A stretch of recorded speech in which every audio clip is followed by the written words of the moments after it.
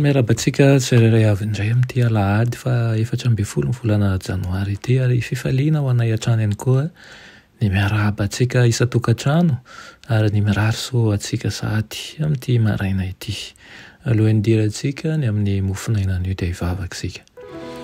Tompo Andriamanitra eo, Andriamanitray, tena tianay tokoa ianao ary Andriamanitray rainay amin'ny alalan'i Jesosy Kristy ianao no hanandratanay ny feonay ankehitriny ary misaotra anao manokana izahay noho ny amin'ny fitahianao lehibe sady mahagaga. Misaotra Tompo satria mandrotsaka aminay ny fitahianao isandro aman'alina ianao ary ihany koa mijery manoloana anay, miaro anay amin'ny ratsy ary mitantana ny fiainanay. Indray ny teninao izahay ankehitriny, mangataka aminao izahay mba ho fenonao hery ny tsirairay avy izay manaraka izao fandarana izao, ka mba hampitahianao sy mba hampahasoavanao ihany koa. Aminaran'i Jesosy, amen. Lohatenin'ny mofinainantsika androany dia manao hoe efa nandray tamin'ny fahafenon'Andriamanitra.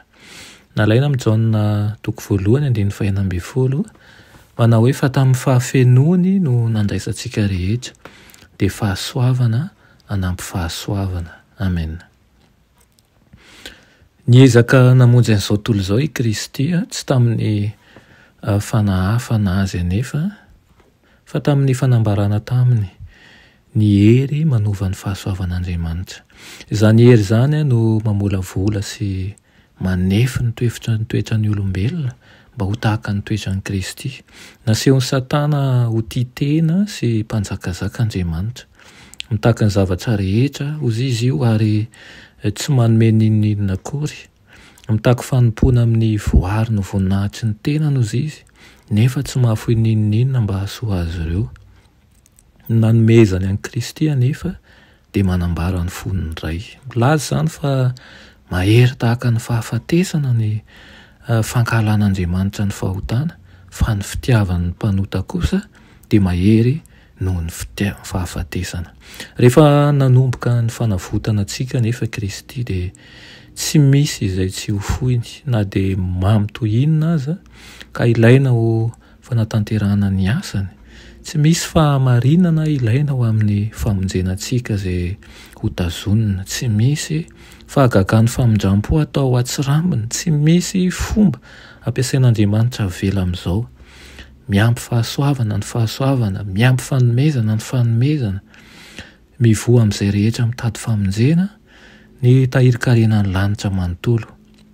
Rehefa nangonony ny harenan'izao tontolo izao dia navelona ny sokatra ny lohalan'ny hery tsy hita fetra ary napetrany teo am-pelantanan'i Kristy. Izany rehetra izany dia hoy izy hoe ho an'ny olombelona ireo rehetra ireo. Ampiasao ireo fanomezan'ireo mba hampiaika azy fa tsy misy fitiavana lehibe noho ny ahy eto tany hozy izy na any an-danitra. Eo amin'ny fitiavany ahy no ahitany ny fahasambarana lehibe indrindra.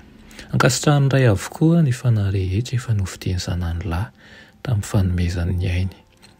Efa natao ny fikarakarana rehetra mba handraisantsika ny herin'Andriamanitra izay mahatonga antsika haresa ny fakapanahy amin'ny fankatoavana amin'ny fitakian'Andriamanitra rehetra no ahavoatahiry ny fanahy ho amin'ny fiainana mandrakizay, ary Andriamanitra dia manana lanitra aheniky ny fitahiana tokoa.